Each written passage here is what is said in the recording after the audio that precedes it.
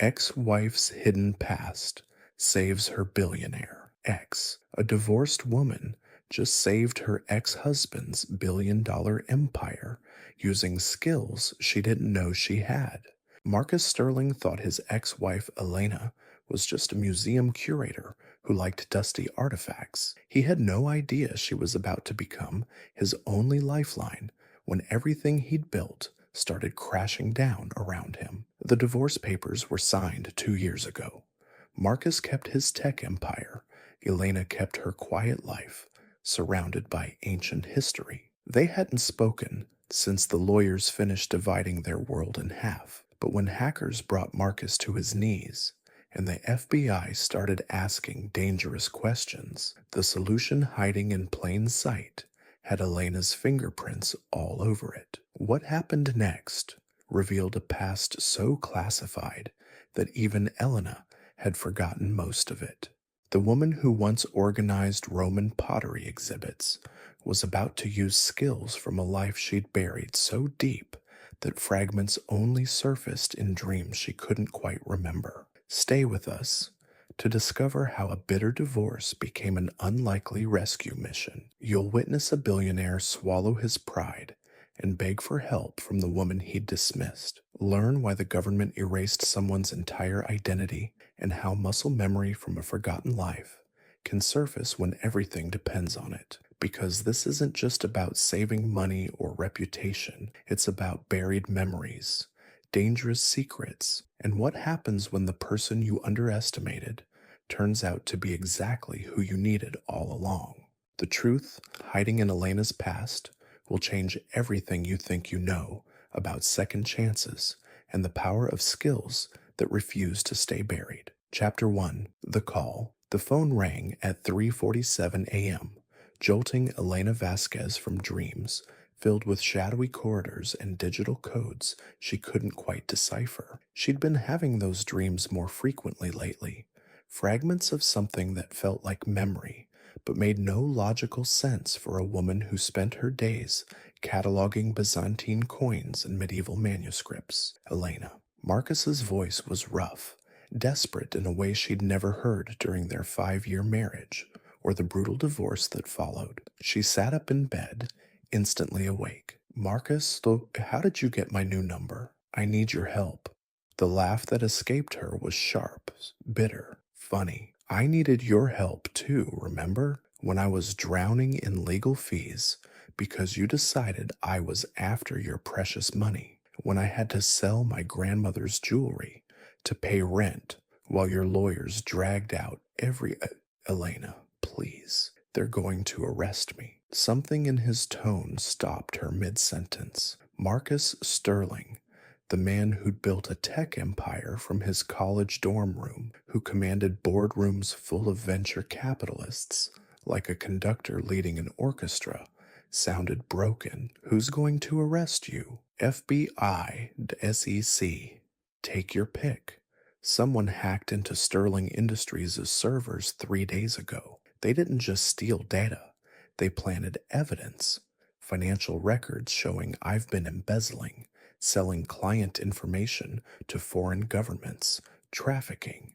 Elena, they made it look like I'm running a criminal enterprise. She found herself getting out of bed, pacing to the window of her small apartment. Outside, San Francisco's fog was rolling in from the bay, obscuring the lights of the city where she'd once lived, in a penthouse that could have housed 20 families. Call your lawyers. You have an army of them.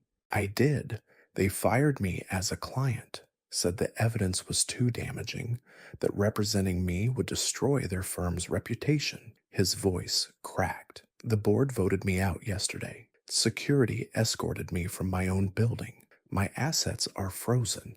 I'm staying in a motel room that smells like cigarettes and broken dreams. Elena closed her eyes. 2 years ago, she would have felt vindicated hearing Marcus brought low. During the divorce, he'd painted her as a gold digger, a woman who'd married him for his money and was trying to steal half his company. His lawyers had dissected every purchase she'd made, every dinner with friends, every donation to charity, looking for evidence of financial manipulation.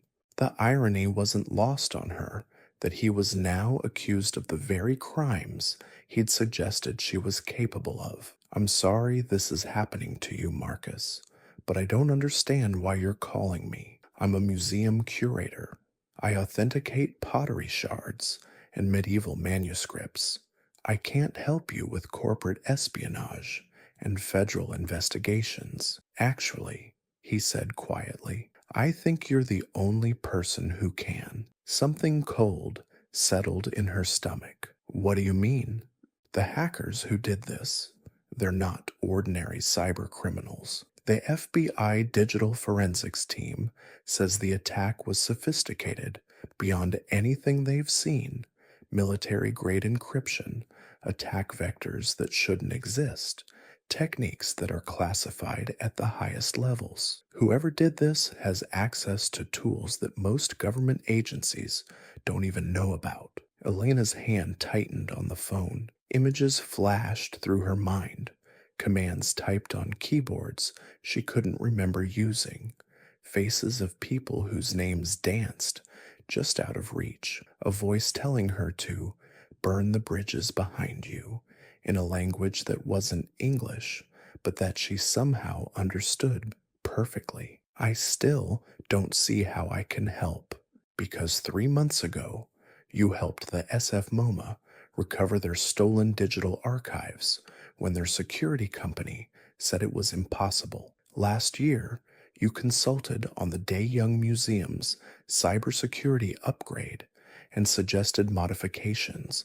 that their IT contractor said would require someone with military-grade training to conceive. And 6 months before our divorce, you spent 2 weeks having nightmares and speaking in your sleep in what sounded like Russian." Elena's blood turned cold. She'd forgotten about those nightmares, had blocked out the memory of waking up with her heart racing, fragments of dreams about server rooms and extraction protocols fading like smoke. "Marcus, you're grasping at straws. I helped museums with basic digital preservation. That's not..." "Elena," his voice was gentle now, the way it used to be when they were happy, before money and success and her growing sense of invisibility in their marriage had poisoned everything between them. "I think we both know there are things about your past that don't add up, places in your memory that feel empty, skills you have that you can't explain." She walked to her bathroom mirror and stared at her reflection. Elena Vasquez, 34 years old, PhD in art history from Berkeley, specializing in Byzantine and medieval artifacts. Quiet life, small apartment, work that mattered to her even if it didn't pay much. Normal, safe.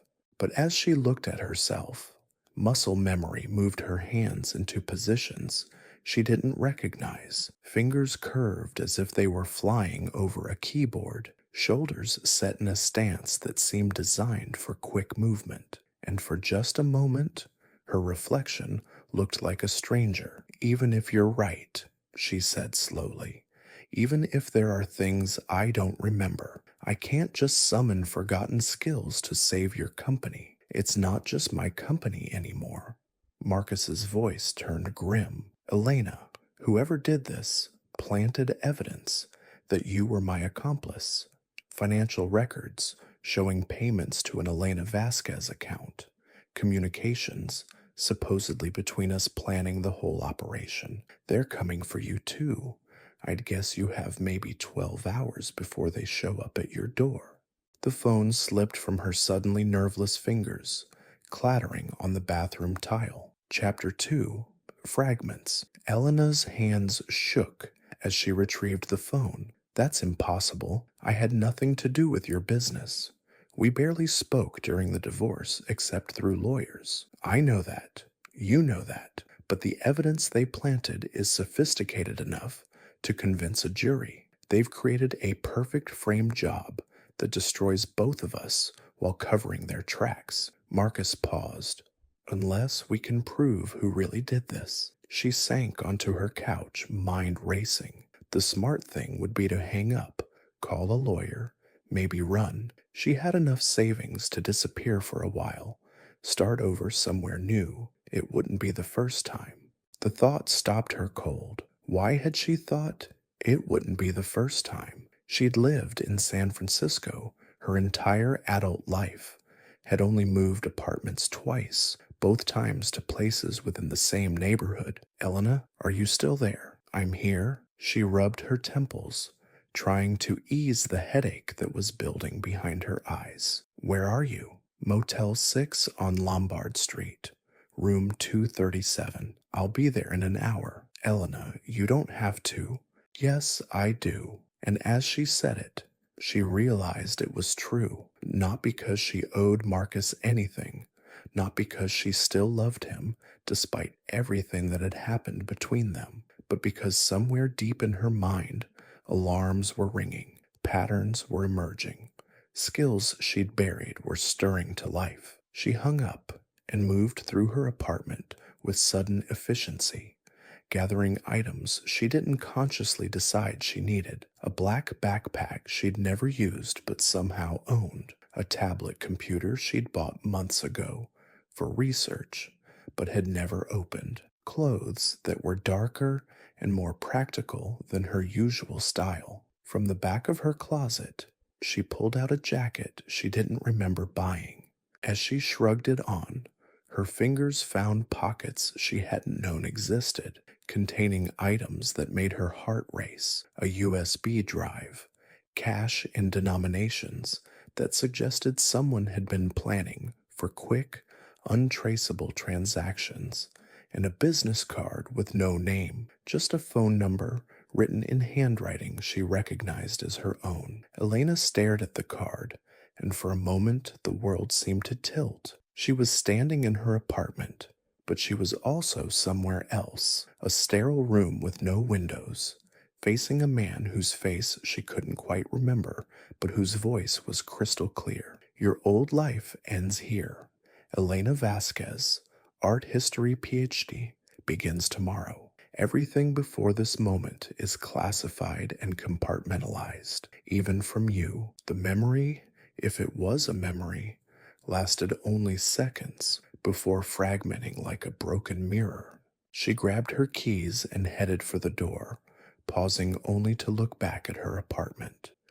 The life she'd built here suddenly felt fragile, temporary, like a cover story that was about to be blown apart. The drive to the motel gave her time to think, and thinking was dangerous, because the more she examined her life, the more inconsistencies she found. The graduate advisor who'd helped her get into Berkeley, but whose name she couldn't remember. The dissertation research that had somehow taken her to archives in cities she'd never visited, according to her passport, but that she could navigate in her dreams. The way she'd known, without looking, exactly which museums needed cybersecurity consultation and exactly what vulnerabilities they needed to address. By the time she pulled into the motel parking lot, Elena was beginning to suspect that the woman who'd married Marcus Sterling 5 years ago had been living a lie so comprehensive that even she believed it. Marcus opened the door to room 237 before she knocked. He looked terrible, unshaven, wearing the same clothes he'd probably slept in, eyes red with exhaustion and stress. But when he saw her, relief flooded his features. Thank you for coming. She stepped inside, taking in the sparse surroundings. Marcus Sterling, who'd once owned a wine cellar worth more than most people's houses, was living in a room with water stains on the ceiling and carpet that had seen too many transient lives. Show me the evidence they planted. He handed her a laptop, not one of his company's sleek models, but a generic machine he'd probably bought at a big box store. Everything's here. Financial records, communications, meeting logs. It's Elena. It's perfect. Too perfect. Whoever did this knows details about both our lives that should be impossible to obtain. She opened the laptop and began scrolling through files. At first glance, the evidence was damning. bank transfers to accounts in her name that she'd never opened, email conversations between her and Marcus, planning illegal activities, written in her voice but discussing things she'd never heard of, calendar entries showing meetings that had never happened but that aligned perfectly with gaps in her memory. But as she studied the data more closely, her perspective shifted. The same analytical skills she used to authenticate ancient artifacts, looking for anachronisms, inconsistencies, signs of forgery, began revealing flaws in the fabricated evidence. Marcus, look at this. She pointed to a timestamp on one of the supposed email conversations. According to this, I sent you a message at 2:17 a.m. on March 15th, agreeing to help you steal client data. He leaned over her shoulder. Okay. March 15th was the day we signed our divorce papers. I was in my lawyer's office at 2:17 a.m. No, I was at home, crying into a bottle of wine and wondering how 5 years of marriage had turned into such a disaster. She continued scrolling, finding more inconsistencies. The forged communications showed Elena using technical terms and discussing cybersecurity concepts with expertise that her public background couldn't support. But they also contained small errors, cultural references she would never make, turns of phrase that weren't part of her vocabulary. Whoever created this knows a lot about both of us, she said slowly. But they don't know everything. They're working from intelligence files, not personal experience. Marcus straightened. Intelligence files? Elena's fingers stilled on the keyboard. She'd said that without thinking, and now the implications were hitting her. How did she know what intelligence files looked like? How did she recognize the signature of professional disinformation? Images flashed through her mind. Briefing rooms, code names, faces obscured by shadow and time. A woman who looked like her, but moved with deadly confidence, speaking languages she didn't remember learning, disappearing into crowds like smoke. Elena, are you okay? She looked up at Marcus, seeing concern in the eyes that had once looked at her with love, then with suspicion and resentment, and now with desperate hope. I think, she said carefully, I might be more qualified to help you than either of us realized. Chapter 3. Recognition. Elena stood up from the laptop, her mind racing with fragments of knowledge she couldn't quite organize. The motel room felt smaller suddenly, as if the walls were closing in. She needed air, space to think. I have to make a phone call. Marcus looked alarmed. Elena, if you're thinking of calling the FBI, I'm not. She pulled out the business card she'd found in her jacket pocket, staring at the number written in her own handwriting. But I think I know someone who might have answers. She stepped outside into the pre-dawn darkness and dialed the number. It rang once before a woman's voice answered, speaking in accented English. Elena, I was wondering when you would call. The voice was familiar in a way that made Elena's chest tight. Not a memory, exactly, but recognition at a cellular level. Who is this? Someone who knew you when you were someone else. You found the card, which means the conditioning is breaking down. Are you somewhere secure? Elena looked around the motel parking lot. Empty except for a few cars. No signs of surveillance. Secure enough? What conditioning? Memory suppression. Very sophisticated. Designed to allow you to live a normal life while keeping classified information compartmentalized. But trauma or extreme stress can sometimes cause breakthrough episodes. The woman's voice softened. You married Marcus Sterling. That wasn't part of the plan. What plan? Elena's voice was sharp. Who are you? Who was I? My name is Katya. I was your handler, and you were one of the most effective deep cover operatives the CIA ever deployed. The words hit Elena like a physical blow. She sat down hard on the motel room steps, the phone clutched in her shaking hand. That's impossible. I'm a museum curator. I have a PhD. I've never been trained in espionage, or Elena Vasquez has a PhD. Katya interrupted gently. She was created as a cover identity 7 years ago when we needed to place an asset in the Bay Area tech community. You volunteered for deep conditioning, memory suppression so complete that even you would believe the cover story. It was supposed to be temporary. Supposed to be? The mission ended 5 years ago. You were supposed to be extracted, debriefed, have your memories restored, but you'd fallen in love with Marcus Sterling. You requested to remain in deep cover permanently, to live as Elena Vasquez for the rest of your life. Elena's world tilted. Every certainty she'd built her identity around was crumbling. And you just let me? The choice was yours. Your real name is Alexis Cooper. You were born in Portland, recruited by the CIA straight out of MIT, where you were studying computer science and cryptography. Your specialty was digital infiltration and cyber warfare.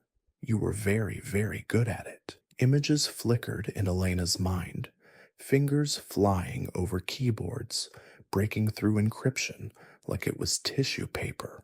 Faces of targets she'd been sent to monitor and manipulate, and underneath it all, a bone-deep loneliness that the mission parameters could never quite address. Why are you telling me this now?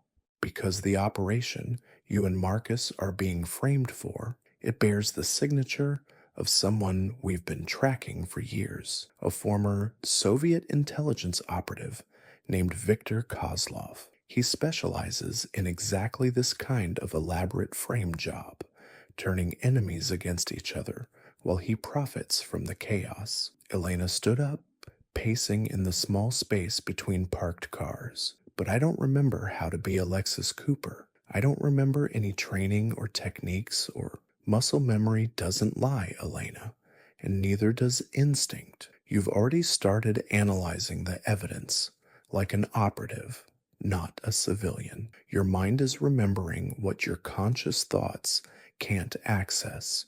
As if Katya's words had unlocked something, Elena felt a shift in her perspective. The motel parking lot wasn't just a place to stand. It was a tactical environment, exit routes, sight lines, potential threats and advantages. The scared, confused woman she'd been 20 minutes ago was still there, but another presence was stirring. Someone harder, more focused. Someone who had once been very dangerous. How do I stop Kozlov? First, you need to remember who you really are. There's a safe house in the Marina District, 2847 Chestnut Street, apartment 4B. Key is under the fire extinguisher on the 4th floor landing. Inside, you'll find everything Alexis Cooper left behind. And then you hunt down the man who's trying to destroy your life, both your lives, Elena and Alexis, because, honey, he made one crucial mistake. What mistake? Katya's voice turned cold, professional. He threatened someone you love. Elena looked back toward the motel room where Marcus was waiting, vulnerable and desperate, and trusting her with his life. The irony wasn't lost on her. The marriage had ended because he'd accused her of deception, not knowing that he was absolutely right. She had been deceiving him, just not in the way he thought. Katya, when this is over, when I remember everything, will I still be Elena? The pause stretched long enough that Elena thought the connection had been lost. I don't know, Katya said finally. Memory conditioning is an inexact science. Sometimes the cover identity integrates with the original personality. Sometimes it gets overwritten completely. Sometimes, she trailed off. Sometimes what? Sometimes the person who emerges is someone new entirely. Neither the original nor the cover, but a synthesis of both. Elena closed her eyes, feeling the weight of all the lives she might have lived, might still live. I have to go back to him. Elena, Alexis, whoever you choose to be careful. Kozlov is brilliant and ruthless. He's been planning this for a long time, and he won't hesitate to kill you both if he feels cornered. I understand. And Elena, when you get to the safe house, there's a letter I left for you from Alexis to Elena, written the day you chose to stay in deep cover. You might want to read it before you decide who you're going to be. The line went dead. Elena stood in the darkness, feeling the boundaries of her identity shifting like sand. Elena Vasquez, who collected ancient pottery and lived quietly among her books and artifacts. Alexis Cooper, who could break into government databases and speak 6 languages and kill with her hands. And somewhere in between, a woman who had loved Marcus Sterling enough to give up everything she was to be with him. She looked up at the motel room window, where she could see Marcus's silhouette pacing. He was waiting for her to save him, not knowing that the woman he'd married had been created specifically to get close to men like him, not knowing that every moment of their relationship had been built on a lie, but not knowing either that the love she'd felt for him, the love that had made her choose Elena over Alexis, was the only thing about their marriage that had been completely, devastatingly real. Elena took a deep breath and walked back toward the motel room, toward the man whose life she was about to save, using skills from a past he'd never suspected she had. She knocked on the door, and when Marcus opened it, she looked into his eyes and made a decision. "We need to go," she said. "I know who did this to us, and I know how to stop him. But first, I need to show you who I really am." "Elena, what?" "My name," she said quietly, "is Alexis Cooper, and I think it's time you met her." Chapter 4, Awakening. The safe house was a study in contradictions. Externally, it looked like any other Marina District apartment building, complete with cheerful window boxes and a doorman who nodded politely as they entered. But Alexis's, newly awakening instincts cataloged security measures that no civilian residents would need. Reinforced door frames, cameras disguised as smoke detectors, windows that were almost certainly bulletproof. Marcus followed her up the stairs in silence. She'd tried to explain in the car, but how do you tell someone that the woman they married was a fiction created by intelligence professionals, that their entire relationship had been built on the most fundamental deception possible? "Elena," he'd said when she finished her halting explanation, "are you having some kind of breakdown?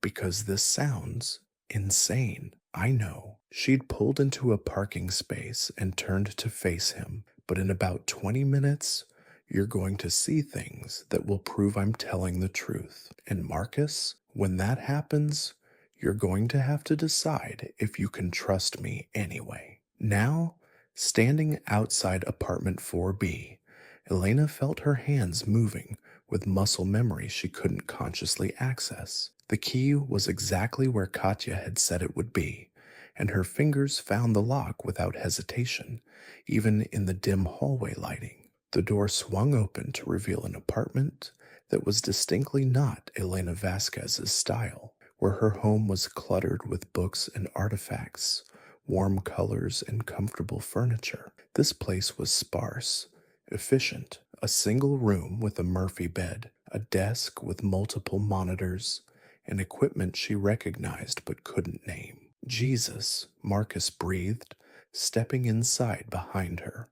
Elena walked to the desk, her hands hovering over a keyboard that felt familiar beneath her fingertips. As she touched the keys, one of the monitors flickered to life, displaying a login screen that requested both a password and biometric confirmation. Without conscious thought, her fingers began typing ALEX-779-2COOPER. The screen requested palm print confirmation, and she pressed her hand to a scanner that emerged from what had looked like a solid desktop surface. The system unlocked, revealing files, photographs, and documents that painted a picture of a life Elena didn't remember, but that felt like coming home.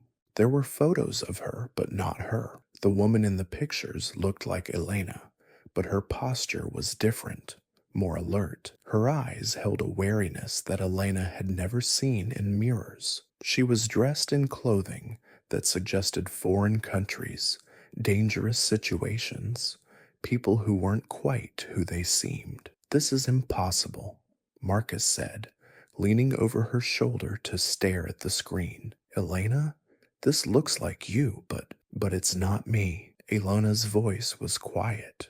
"It's who I used to be." She opened a file labeled Mission Reports and began reading. The first entry was dated 7 years ago. Subject: Silicon Valley Tech Infiltration Operative, Alexis Cooper, AC 77U, cover identity: Elena Vasquez, Art History PhD, mission parameters: embed within Bay Area cultural community, monitor tech industry communications, identify potential security vulnerabilities in civilian contractor networks. The reports detailed months of preparation, language training to modify her accent slightly, academic credentials that were real but accelerated through classified programs, a complete background that would hold up to investigation, but that painted her as exactly the kind of woman who would move in elite social circles without drawing attention. Elena. Marcus's voice was strange. "Look at this." He was pointing to a photograph dated 3 months before they'd met. Elena, Alexis, was at a charity gala, standing near a group of tech entrepreneurs. In the background, barely visible, was Marcus himself. "You were watching me before we met." Elena nodded, her throat tight. The mission was to get close to high-value targets in the tech community, monitor communications, report on any activities that might have national security implications. And I was a target. Yes. Marcus stepped back from the desk, running his hands through his hair. "So when you bumped into me at that coffee shop, when you spilled your latte on my laptop, and then insisted on buying me a replacement, it was planned. All of it." Elena's voice was barely above a whisper. "I'd been watching you for weeks, learning your routines, figuring out the best approach. And everything after that, dating, falling in love, getting married."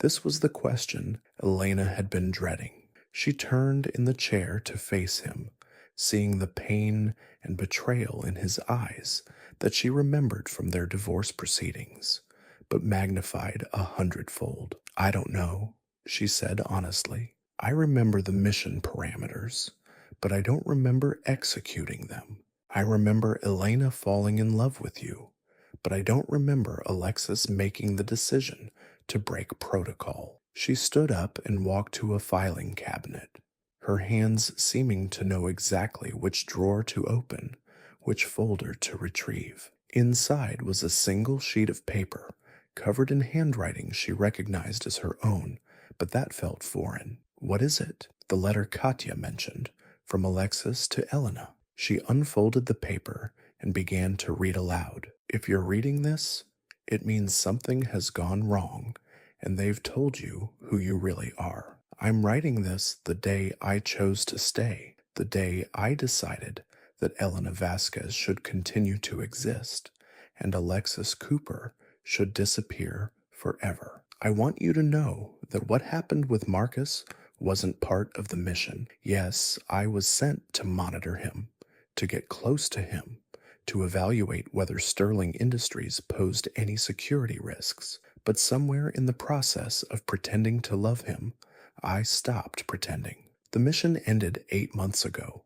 My handlers gave me the extraction signal, expected me to end the relationship and disappear. Instead, I requested deep conditioning. I asked them to bury Alexis so completely that even I wouldn't remember her, so that Elena could love Marcus without the weight of deception. I know this is confusing. I know it probably feels like your entire life is a lie. But Elena, you are not a lie. You are who I chose to become when I realized that love was more real than any mission, any handler, any government that sent me out into the world to pretend to be someone else. If you're reading this, Marcus is in danger, and you're probably the only one who can save him. I hope you'll choose to do it, not because of duty or because of programming, but because some love is worth becoming someone new for. You are not my cover story. You are who I was always meant to be. Love, Alexis. Elena's hands were shaking as she finished reading. Behind her, Marcus was silent for a long moment. So the woman I married, he said finally, was someone you chose to become, not someone you were pretending to be. Yes, Elena turned to face him. But Marcus, I understand if you can't. He held up a hand, stopping her. Elena, Alexis, whoever you are, right now I don't care about our past or our marriage or whether anything between us was real. Right now, I just need to know. Can you save us? Elena looked around the apartment, at the equipment and files and tools of a life she barely remembered. But as she focused on the question, can you save us? Something shifted in her mind. Knowledge began surfacing, connections forming, strategies emerging. Yes, she said, and her voice carried a confidence that surprised them both. But we're going to have to do this together. And Marcus, by the time this is over, you're going to know exactly who I really am. She sat back down at the computer and began typing, her fingers moving faster than Marcus had ever seen, commands flowing across the screen in languages he didn't recognize. What are you doing? I'm tracking Viktor Kozlov. Elena's voice was different now, focused, professional, dangerous. And then I'm going to destroy him before he destroys us. As she worked, Marcus watched the woman he'd married disappear and someone new emerge. Not Alexis Cooper, not Elena Vasquez, but someone who was both and neither. Someone shaped by love and loss and the choice to become real in a world built on deceptions. And despite everything, the lies, the betrayal, the impossible situation they were in, Marcus found himself hoping they would both survive long enough to figure out who she was going to be when this was over. Chapter 5. The Hunt. Elena's fingers flew across the keyboard with a fluidity that would have seemed impossible an hour ago. Code scrolled across multiple monitors as she accessed databases that officially didn't exist, following digital breadcrumbs that would have been invisible to anyone without extensive training in cyber warfare. There, she said, pointing to a cluster of data on the center screen. Viktor Kozlov, born in Moscow, 1965, former GRU officer, went freelance after the Soviet collapse, specializes in digital espionage and elaborate frame operations. Marcus leaned closer, studying the information. How did you find him so quickly? Because I know how he thinks. Elena's voice carried a certainty that surprised them both. The evidence he planted against us. It's too perfect, too comprehensive. Someone with his ego couldn't resist leaving a signature. She pulled up financial records, communication logs, travel patterns. Look at this. 3 weeks ago, someone using sophisticated encryption sent a series of payments to accounts in the Cayman Islands. The encryption signature matches methods used in known Kozlov operations. But how does that help us? Even if we can prove he's behind this, the evidence against us still exists. Elena smiled, and it was a smile Marcus had never seen on his ex-wife's face. Sharp, predatory, confident. Because Kozlov made one crucial mistake. He used real financial infrastructure to plant false evidence, which means every transaction, every forged document, and every planted file left a digital trail. Her hands moved across the keyboard, executing commands that seemed to come from muscle memory rather than conscious thought. I'm not just going to prove our innocence, Marcus. I'm going to prove exactly how he did it, which will unravel his entire operation. Is that possible? For Elena Vasquez, no. For Alexis Cooper, she glanced at him, and her eyes held a coldness that made him shiver. Alexis Cooper was very, very good at making people disappear. As she worked, Elena felt layers of conditioning peeling away like old paint. Skills she'd forgotten emerged with crystalline clarity. Languages she didn't remember learning flowed through her mind. Faces of people she'd tracked, identities she'd assumed, governments she'd served, all of it rushing back in fragments that gradually coalesced into a coherent picture. She'd been 22 when the CIA recruited her, brilliant with computers, fluent in 4 languages, orphaned young enough that she had no family ties to complicate her loyalty. They'd trained her in digital warfare, deep cover operations, and what they euphemistically called problem solving. For 8 years, she'd been whoever they needed her to be, a graduate student in Prague, monitoring communications between Czech intelligence and suspected Russian agents, a tech worker in Berlin, keeping tabs on German corporate espionage, a journalist in Istanbul, tracking arms dealers who sold to terrorist organizations. And then they'd sent her to San Francisco to become Elena Vasquez and monitor the tech industry for security vulnerabilities that could threaten national interests. Elena, Marcus's voice cut through her memories. You need to see this. He was pointing to one of the monitors, where a news feed was displaying breaking coverage. FBI raids Sterling Industries headquarters, seeks missing CEO Marcus Sterling in connection with international espionage charges. They're moving faster than I expected, Elena murmured, her fingers dancing across the keyboard to access secure communication channels. Kozlov must have accelerated his timeline. Why? What changed? Elena's blood ran cold as understanding hit her. I changed the moment I started remembering who I am. The moment I began actively investigating instead of just running. He would have detected that. How? Because he's been monitoring both of us for weeks, probably months. He knows I accessed the safe house. He knows I'm no longer acting like a confused civilian. Elena stood up, moving to a wall safe that her hands opened with practiced efficiency. Inside were weapons, false identification documents, and cash in multiple currencies. Elena, what are you doing? We can't stay here.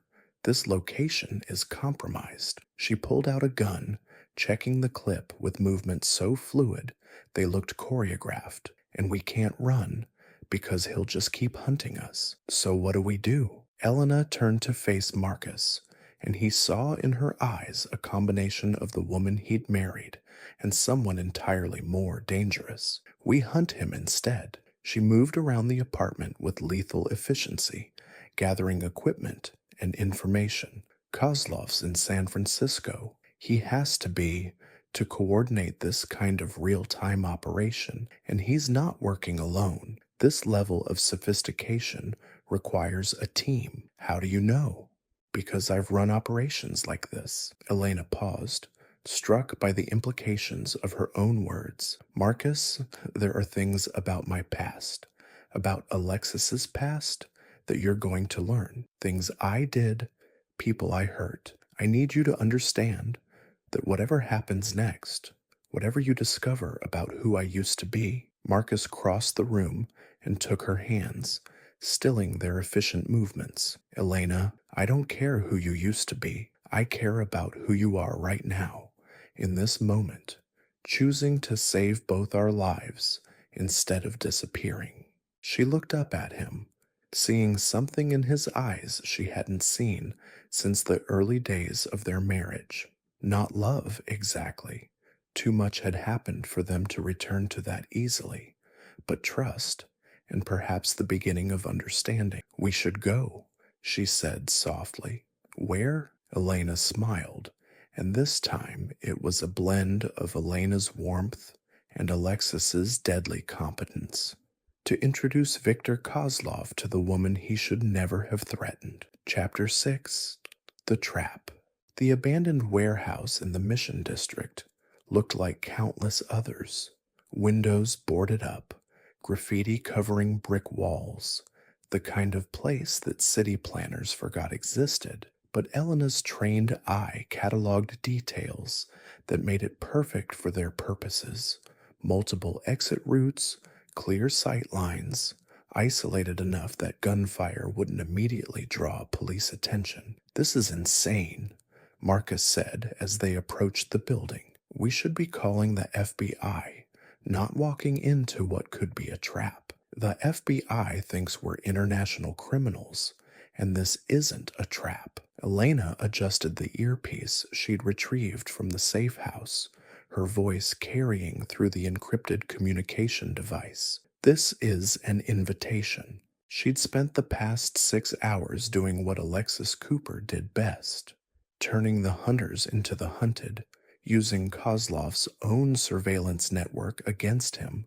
She'd identified his base of operations, mapped his team's movements, and most importantly, figured out his weakness. Viktor Kozlov was brilliant, but he was also arrogant. He enjoyed the elaborate games, the psychological manipulation, the moment when his targets realized they'd been outsmarted. That arrogance made him predictable. "He'll come," Elena said with certainty, "because he can't resist the chance to gloat, to show us how clever he's been, how completely he's destroyed our lives. And when he does, I'm going to record his confession and broadcast it to every law enforcement agency and media outlet in the country." Elena checked the digital recorder concealed in her jacket. "And then I'm going to make sure he never threatens anyone again." They entered the warehouse through a side door that Elena had scouted earlier. The space was vast,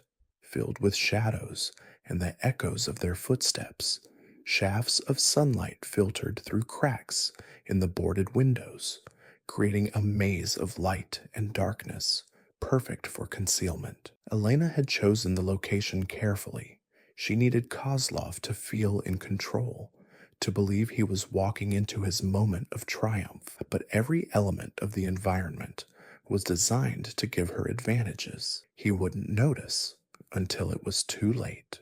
"Marcus," her voice was quiet, professional. "Whatever happens in the next hour, I need you to trust me completely, even if it looks like I'm betraying you, even if you don't understand what I'm doing. Trust me, Elena, promise me." He looked at her face, seeing layers of determination and calculation that reminded him how little he'd truly known the woman he'd married. "I promise." They positioned themselves in the center of the warehouse, where Elena had set up equipment that would record everything from multiple angles. Now they waited. Kozlov arrived exactly when Elena had predicted he would, not because she'd sent him a specific invitation, but because she'd made it impossible for him to resist. The digital breadcrumbs she'd left, the patterns of investigation that suggested she was close to exposing him, the vulnerability of 2 targets in an isolated location. It was irresistible bait for someone with his psychology. He entered with 3 companions, all moving with the fluid coordination of professional operatives. Elena recognized the type. Former military, probably Spetsnaz, the kind of men who killed without conscience and disappeared without trace. Viktor Kozlov himself was smaller than Elena had expected, but she'd learned long ago not to underestimate dangerous people based on physical appearance. He was well dressed, probably in his late 50s, with the kind of confidence that came from never being held accountable for his actions. "It's Ms. Vasquez," he said, his English accented but precise. "Or should I say, Ms. Cooper? I must admit, I was hoping you would remember. It makes this so much more satisfying." "Viktor Kozlov." Elena's voice carried no emotion. "Former GRU, currently freelance criminal. I know who you are." "And I know who you are. Alexis Cooper, one of the CIA's most effective deep-cover operatives, until you decided to play house with Mr. Sterling and forgot who you really were. Kozlov smiled, and it was the expression of a predator who had cornered his prey. Did you really think the intelligence community would let someone with your knowledge just retire to domestic bliss? Elena felt puzzle pieces clicking into place. This was never about Marcus. This was about me. Clever girl, your former employers became concerned when you chose to remain in deep cover permanently. A rogue operative with your skills and knowledge is an unacceptable risk, but eliminating you directly would raise uncomfortable questions. So you created a scenario where I'd be arrested, discredited, probably killed in prison or during capture. Elena's voice remained steady, but Marcus could see tension coiling in her muscles. Two birds with one stone. You get paid by whoever hired you to destroy Sterling Industries, and the CIA gets their loose end tied up. Precisely. Though I must say, watching you two tear each other apart during your divorce was an unexpected entertainment bonus. Marcus stepped forward, anger overriding caution. You destroyed our marriage? Oh no, Mr. Sterling. You did that yourselves. I merely observed and took notes for future use. Kozlov's smile widened. Though I did enjoy feeding information to your lawyers during the divorce proceedings. Nothing actionable, just enough to make you both more suspicious of each other. Elena felt the final pieces of the puzzle falling into place. The divorce hadn't just been about their growing distance and Marcus's paranoia about her motives. Kozlov had been stoking those flames, feeding Marcus's lawyers just enough information to make them question Elena's background, pushing both of them toward the mutual destruction that had ended their marriage. You've been planning this for 2 years, she said. Planning is such a crude word. I prefer to think of it as cultivating opportunities. Kozlov gestured to his companions, who began spreading out to surround Elena and Marcus. But enough exposition. You've served your purpose by leading me to Ms. Cooper. Now you both become loose ends to be resolved. Elena stepped slightly forward, putting herself between Marcus and the armed men. Before you kill us, satisfy my professional curiosity. How did you break my conditioning? Memory suppression that deep shouldn't have been reversible without the original activation codes. You want to know the secret of my success? Kozlov's vanity was as predictable as Elena had hoped. Trauma-induced recall. I simply created a scenario stressful enough to crack your conditioning. The threat to Mr. Sterling, the frame job, the time pressure. Your subconscious mind had no choice but to access buried capabilities to protect someone you cared about. Ingenious, Elena said, and meant it. One problem, though. Oh, and what would that be? Elena smiled, and it was Alexis Cooper's smile. Cold, predatory, absolutely certain. You assumed that when my memories returned, I'd be the same person who was buried 2 years ago. Before Kozlov could respond, Elena moved. Chapter 7. Resolution. What happened next took less than 30 seconds, but Marcus would remember it in slow motion for the rest of his life. Elena, Alexis, whoever she was in that moment, moved with a fluidity that seemed to defy physics. The first gunman never had a chance to draw his weapon. She covered the distance between them in 3 flowing steps, her hand striking his throat with surgical precision while simultaneously relieving him of his gun. The second operative was faster, getting his weapon halfway out of its holster before Elena's appropriated pistol put him down with a shot that echoed through the warehouse like thunder. The third man managed to draw and fire, but Elena was already moving, using the first gunman's body as a shield while she put 2 rounds center mass into her attacker. Kozlov himself had reached for a weapon, but found himself staring down the barrel of Elena's gun before his fingers touched the grip. Hands where I can see them, Elena said, her voice steady despite having just killed 2 men and disabled a third slowly. The entire engagement had lasted 28 seconds. Marcus stood frozen, staring at the woman he'd been married to for 5 years, trying to reconcile the Elena who cried at sad movies with the person who had just neutralized 3 armed operatives with lethal efficiency. "You're not the same," Kozlov said, and for the first time uncertainty crept into his voice. "No," Elena agreed. Alexis Cooper was a tool, shaped by handlers and missions, and a government that saw her as expendable. Elena Vasquez was a cover story, a fiction designed to get close to targets. But the woman standing here, she smiled, and it was neither Alexis's predatory grin nor Elena's gentle warmth. "She's something new, someone who chooses her own missions."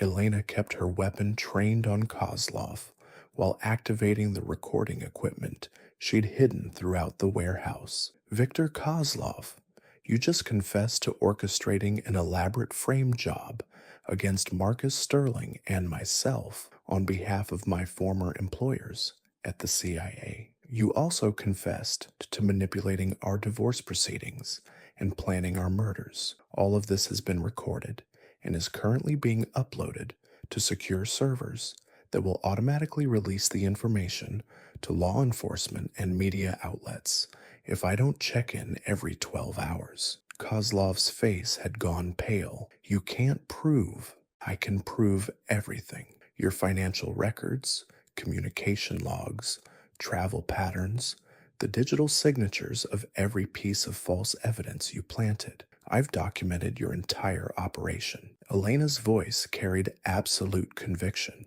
"But more importantly, I've identified your client." She pulled out a tablet, showing Kozlov a file that made his eyes widen in shock. "Deputy Director Harrison at the CIA, the man who authorized my deep conditioning, who was supposed to oversee my extraction, and who decided I was too dangerous to leave active in the field." Elena's smile turned cold. "He's been skimming money from Black Ops budgets for years, and I was the only person who knew enough about his operations to expose him. That's why he wanted me dead." Marcus found his voice. "Elena, how do you know all this?" "Because while Kozlov was playing his games, I was doing what I do best, following the money. Every payment he received, every resource allocation, every authorization code, it all traces back to Harrison." She looked at Kozlov. "Your employer is about to be arrested for treason. His assets are being frozen as we speak, which means you're not getting paid." Kozlov's composure finally cracked. "You're lying." "Am I?" Elena activated her earpiece. Katya confirmed status on Harrison. Her former handler's voice crackled through the warehouse speakers. "FBI arrested him 20 minutes ago.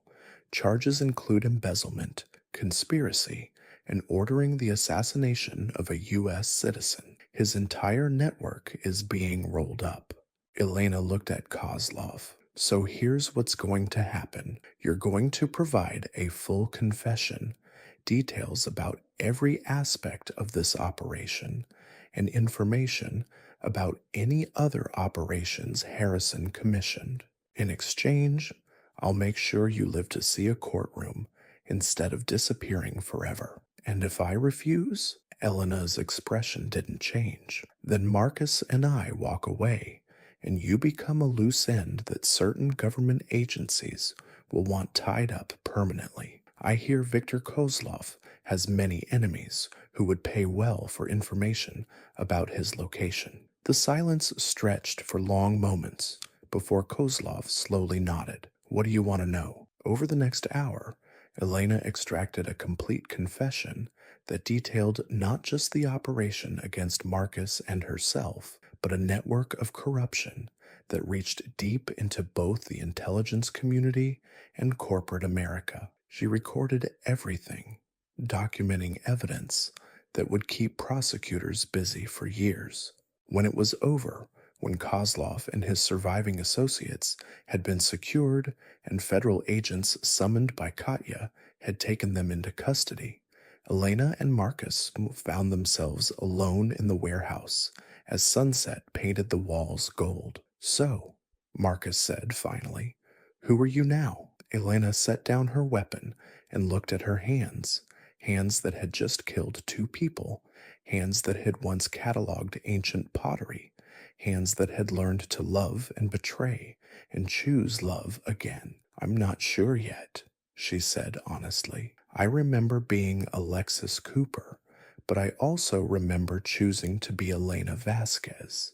And now I'm someone who's lived both those lives and has to figure out what comes next." Marcus stepped closer. "And us?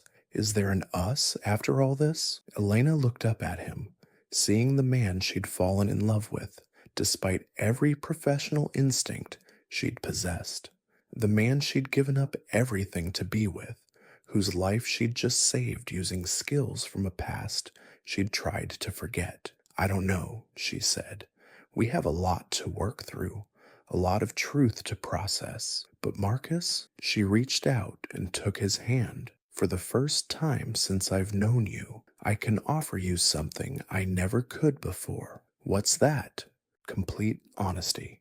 No more secrets, no more buried past, no more wondering who I really am." She smiled, and it was neither Alexis's dangerous grin nor Elna's gentle warmth, but something entirely her own. "If we try again, you'll know exactly who you're choosing to be with." Marcus squeezed her hand, looking into eyes that held depths he was only beginning to understand. "And who is that?" "Someone who chose love over duty once and would choose it again. Someone who's dangerous enough to protect the people she cares about, but human enough to cry at sad movies. Someone who's figured out that the best lies always contain a kernel of truth." She paused. "Someone who's still figuring out how to be real in a world that taught her to be anyone but herself." As they walked out of the warehouse together, Elena felt a weight of multiple lives settling into something that might, eventually, become a single coherent identity. She was no longer Alexis Cooper, the CIA operative. She was no longer Elena Vasquez, the museum curator living a carefully constructed lie. She was someone new, someone shaped by love and loss, by the choice to sacrifice everything for a chance at something real, and by the discovery that sometimes the most dangerous thing you can do is decide to stop pretending and start living. Behind them, the warehouse stood empty, except for the echoes of gunfire and confession, the site where a woman had finally stopped running from her past and chosen her future instead. The sun set over San Francisco, painting the city gold and crimson, as two people who had lost each other began the complicated process of figuring out who they might become together. Through epilogue. 6 months later, Elena stood in the renovated gallery space of the Sterling Foundation, watching as art historians and computer security experts worked side by side to create the world's first museum dedicated to digital archaeology, the preservation and authentication of electronic records and communications that told the story of the information age. It was work that required both her art history background and her cybersecurity expertise, a perfect synthesis of Elena Vasquez's academic training and Alexis Cooper's technical skills. For the first time in her life, she was using all of who she was without hiding any part of herself. "The New York Times wants to do a feature story," Marcus said, approaching with a tablet displaying the newspaper's arts section. "They're calling it The Museum Curator Who Saved Silicon Valley." Elena laughed. "I prefer The Art Historian Who Learned to Code."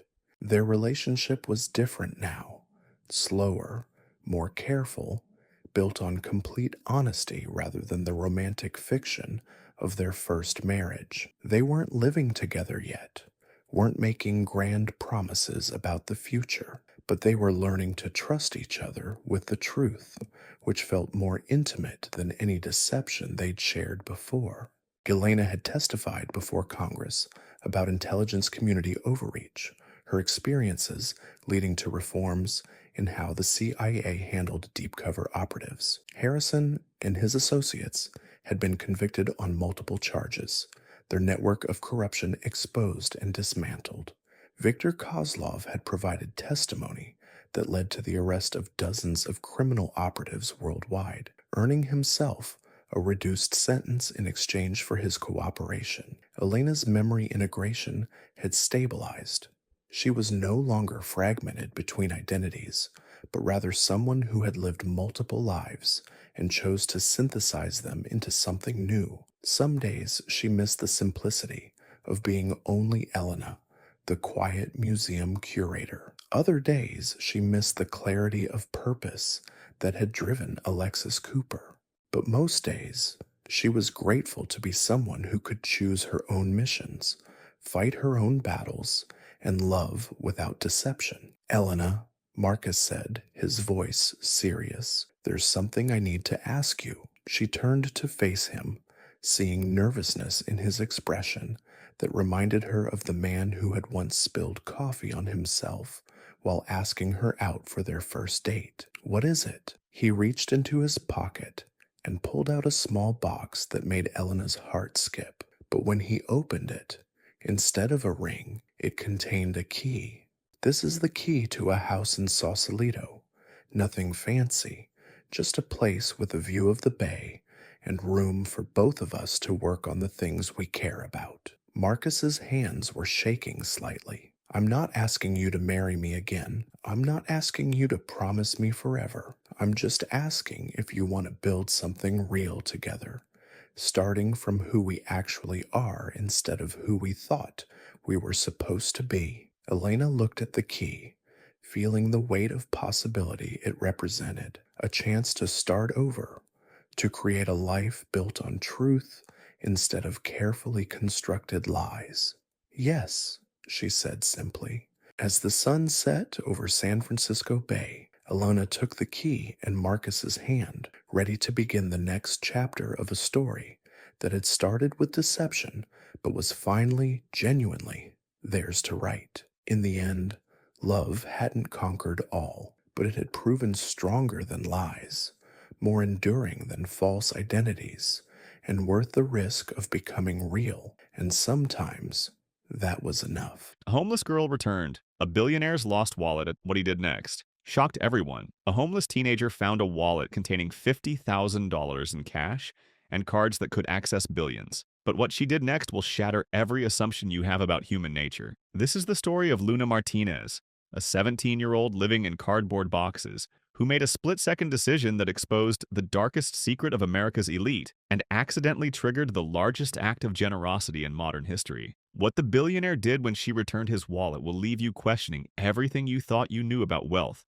poverty, and the invisible threads that connect us all. But first, you need to understand just how desperate Luna's situation really was. The December wind cut through downtown Chicago like a serrated knife, turning every breath into visible proof of survival. Luna Martinez pressed herself deeper into the loading dock behind Millennium Tower, her entire worldly possessions crammed into a garbage bag that served as both pillow and shield against the concrete that had become her bed. At 17, Luna had the hollow-eyed look of someone who'd learned too early that the world's safety nets had holes large enough for entire human beings to fall through. Her clothes, 3 donated sweaters layered under a torn winter coat, carried the permanent smell of the streets, exhaust fumes, desperation, and the particular staleness that comes from sleeping in places never meant for human habitation. She'd been homeless for 8 months, ever since aging out of the foster system with nothing but a bus ticket and a social worker's hollow promise that things would work out. Things, as it turned out, had not worked out. The youth shelter had a 6-month limit. The job at McDonald's disappeared when she had no address for tax forms. The community college dreams evaporated when she couldn't afford the application fees.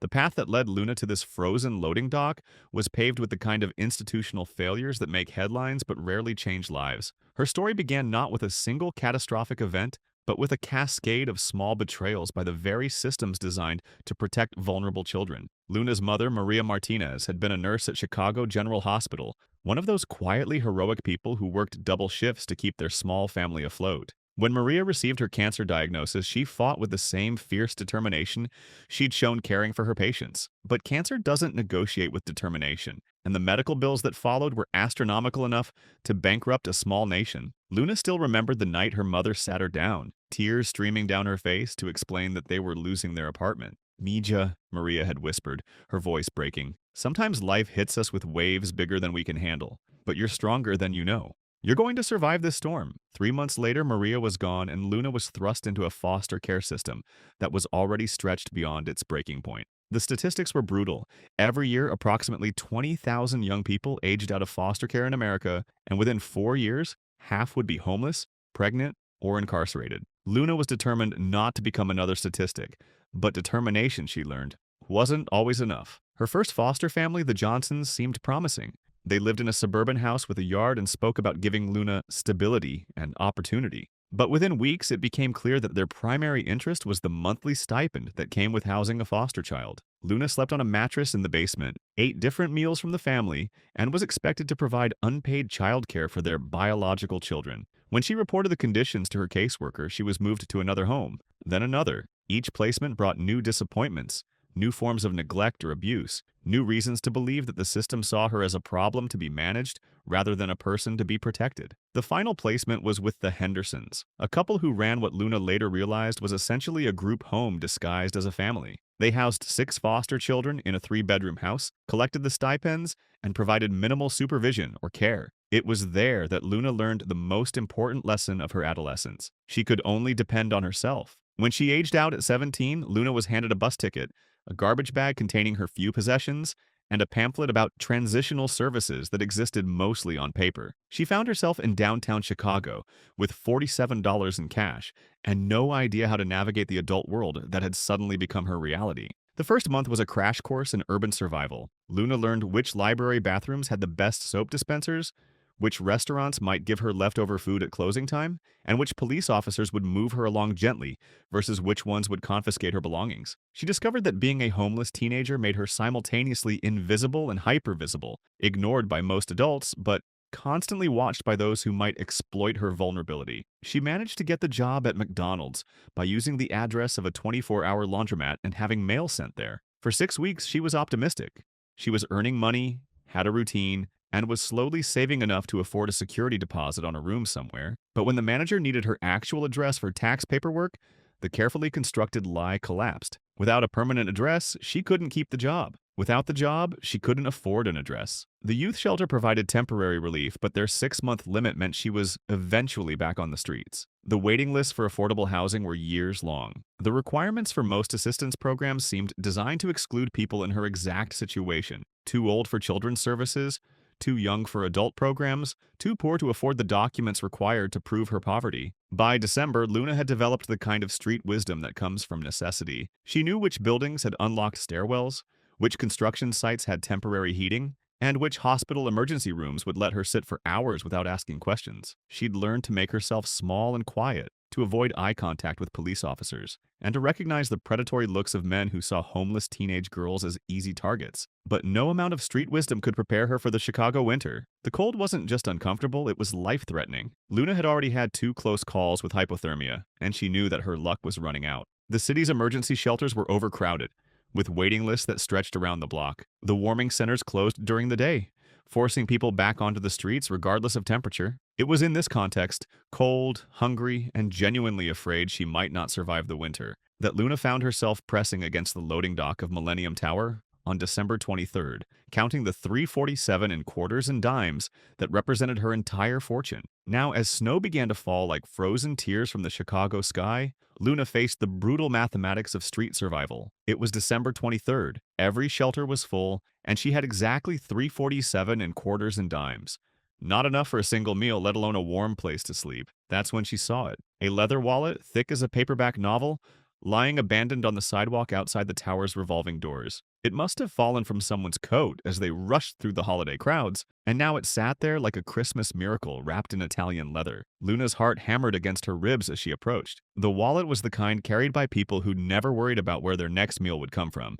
Soft burgundy leather that probably cost more than most people made in a week. The craftsmanship was exquisite, with hand-stitched seams and a subtle monogram that spoke of old-world luxury. When she opened it, the sight literally made her gasp. Cash, more cash than she'd ever seen in her life. $100 bills layered thick as autumn leaves, followed by credit cards that gleamed like platinum promises. Her hands trembling, Luna counted quickly. $50,000 in crisp hundreds, plus cards from banks she'd only seen in movies. American Express Centurion, JP Morgan Private Bank, Credit Suisse. But it was the driver's license that made her stomach drop to her toes. Marcus Blackstone, age 52, address 875, North Lakeshore Drive, Penthouse. Luna recognized that name. Everyone in Chicago did. Marcus Blackstone, the tech billionaire whose company had revolutionized renewable energy storage, whose net worth had recently crossed the $15 billion mark, according to Forbes. The man whose penthouse apartment was literally visible from where she now sat shivering. His company, Blackstone Energy Solutions,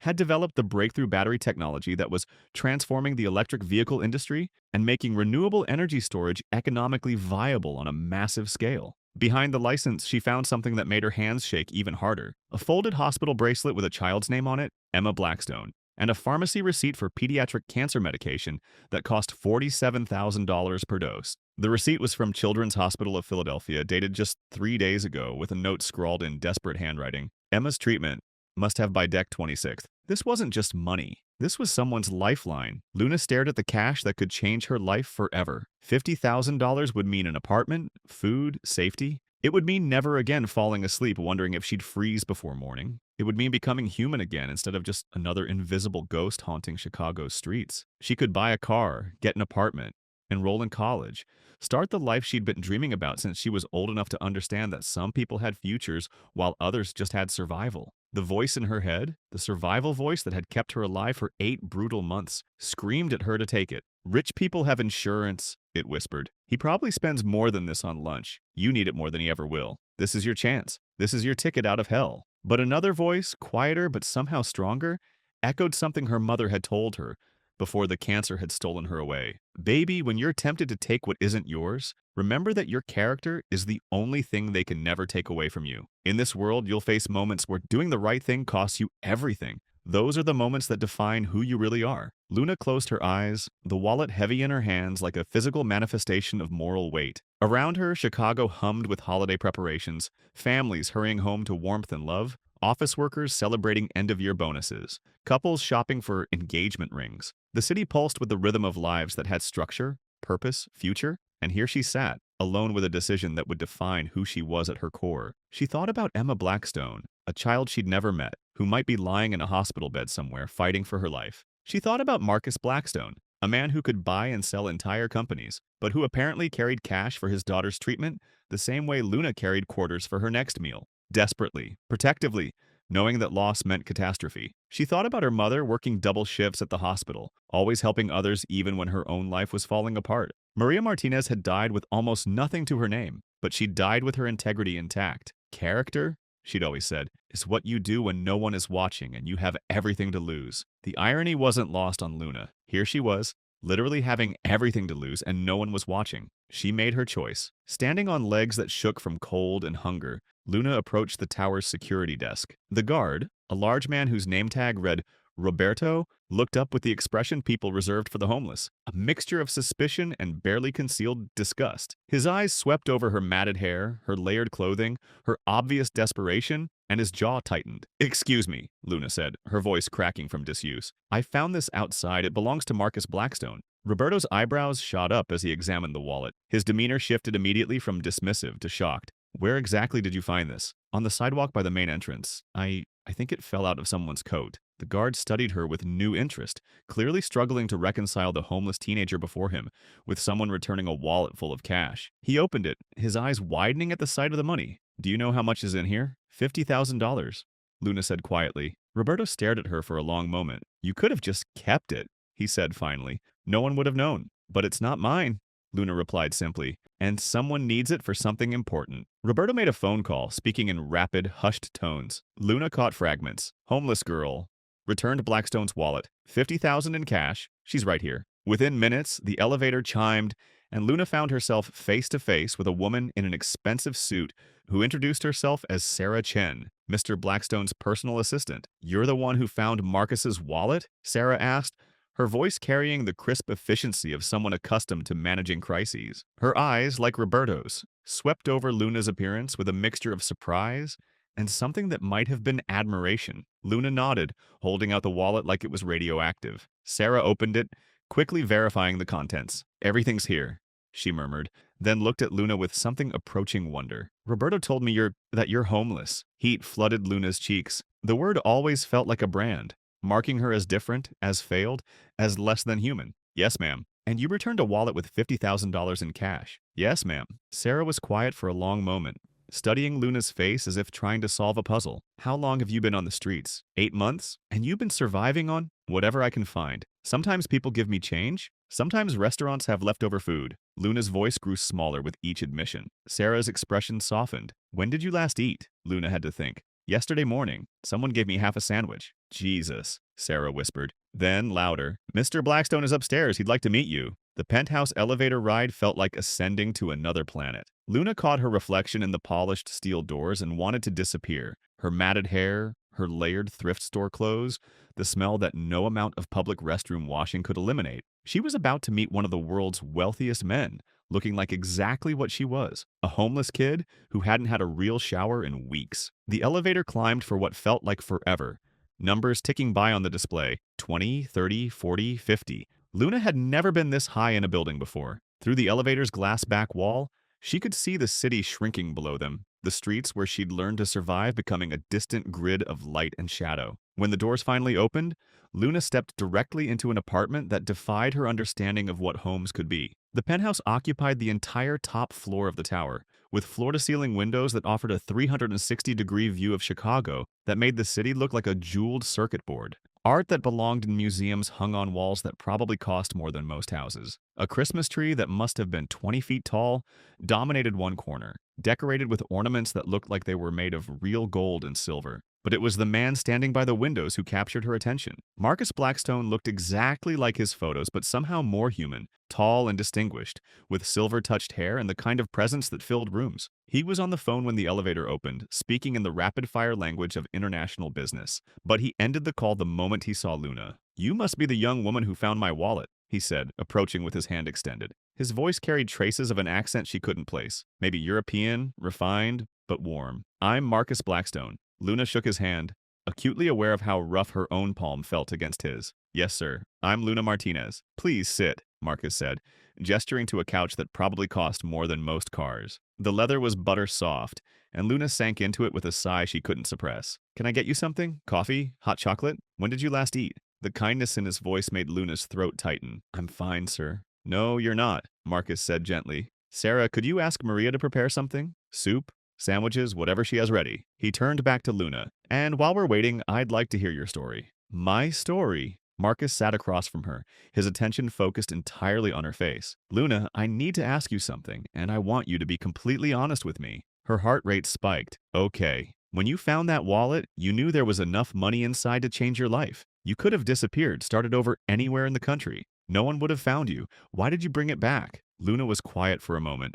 thinking about her mother, about the choices that define us when no one is watching. "Because it wasn't mine," she said finally, "and because I saw the hospital bracelet. Someone needs that money for something important." Marcus's expression shifted to something Luna couldn't read. "The hospital bracelet." "Yes, sir. And the prescription receipt for cancer medication. I lost my mom to cancer. I know how expensive treatment is." Something in Marcus's face cracked open. He walked to a framed photo on his desk, the same photo Luna had glimpsed in his wallet, and picked it up with hands that trembled slightly. "This is my daughter, Emma," he said quietly. "She's 8 years old. 6 months ago, she was diagnosed with a rare form of leukemia." Luna felt a spark of something she hadn't experienced in years, intellectual excitement. "What about mentorship programs, like pairing homeless youth with people who've been through similar experiences? Tell me more about that idea." "Well, most mentorship programs pair kids with successful adults who mean well but don't really understand. They give advice like, just work hard or stay positive, without understanding the daily reality of trying to survive on the streets.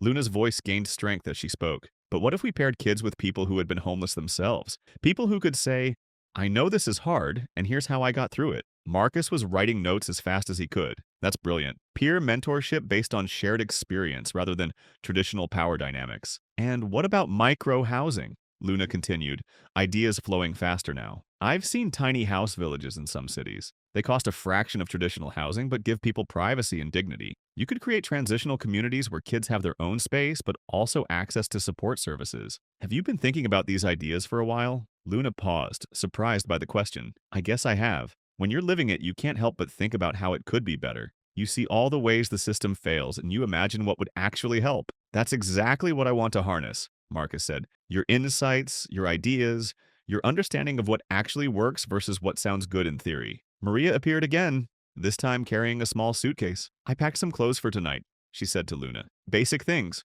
Pajamas, toiletries, a change of clothes for tomorrow. We'll get you properly set up tomorrow. Luna stared at the suitcase, overwhelmed. You packed clothes for me? Of course, Mika. You can't go to a hotel with just what you're wearing. The kindness was almost too much. Luna had grown so accustomed to being treated as a problem or a threat that simple human decency felt overwhelming. There's something else, Marcus said. I want you to meet Emma. Luna's heart skipped. Really? She's back in Philadelphia right now, but she's coming to Chicago for Christmas. She specifically asked to meet the girl who found Daddy's wallet. Marcus smiled. I told her about you, and she wants to thank you personally. What did you tell her? The truth. That a very brave young woman found something that belonged to us and brought it back, even though keeping it would have helped her tremendously. Marcus paused. She said she wants to be friends with you. Emma doesn't have many friends right now.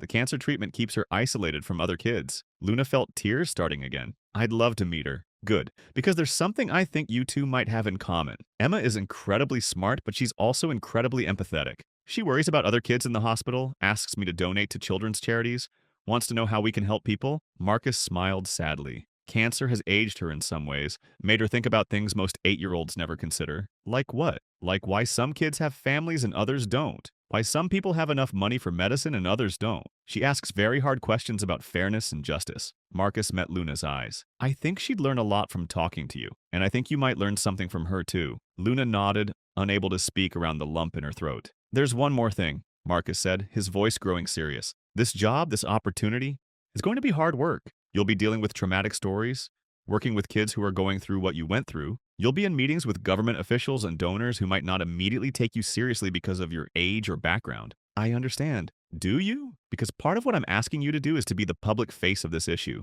to share your story, to speak at conferences, to help educate people who've never experienced homelessness about what it's really like. Luna felt a flutter of anxiety. Public speaking? Only when you're ready, and only as much as you're comfortable with. But yes, eventually I'd like you to help us educate others. Your story is powerful, and it could help change how people think about homeless youth. Luna thought about all the times she'd been made to feel ashamed of her situation, all the looks of disgust and fear she'd endured. The idea of standing up and owning her story instead of hiding from it was both terrifying and exhilarating. What if people judge me? What if they think I'm just some trashy kid who got lucky? Then they'll be wrong, Marcus said firmly. And part of your job will be helping them understand why they're wrong. He paused. Luna, I've met presidents and CEOs and Nobel Prize winners. I've never met anyone who demonstrated the kind of moral courage you showed tonight. You have nothing to be ashamed of. Sarah reappeared in the penthouse. The suite is ready at the Fairmont. I've arranged for a car to take Luna there whenever she's ready. Marcus looked at Luna. Are you ready? Or do you have more questions? Luna looked around the penthouse one more time,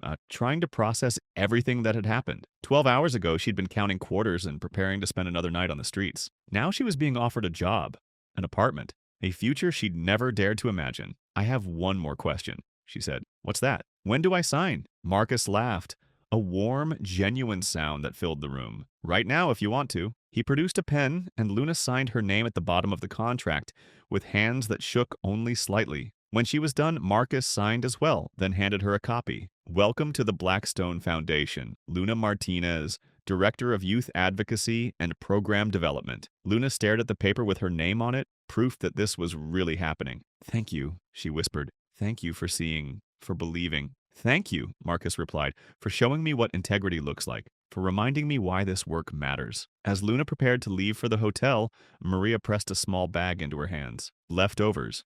she explained, in case you get hungry later. The gesture was so maternal, so normal, that Luna almost broke down again. It had been nearly a year since anyone had worried about whether she'd eaten enough. On the elevator ride down, Sarah explained the logistics of the next few days. Tomorrow, we'll get you set up with everything you need. Sunday, we'll start your orientation. Monday, you begin work. She paused. Luna, I want you to know something.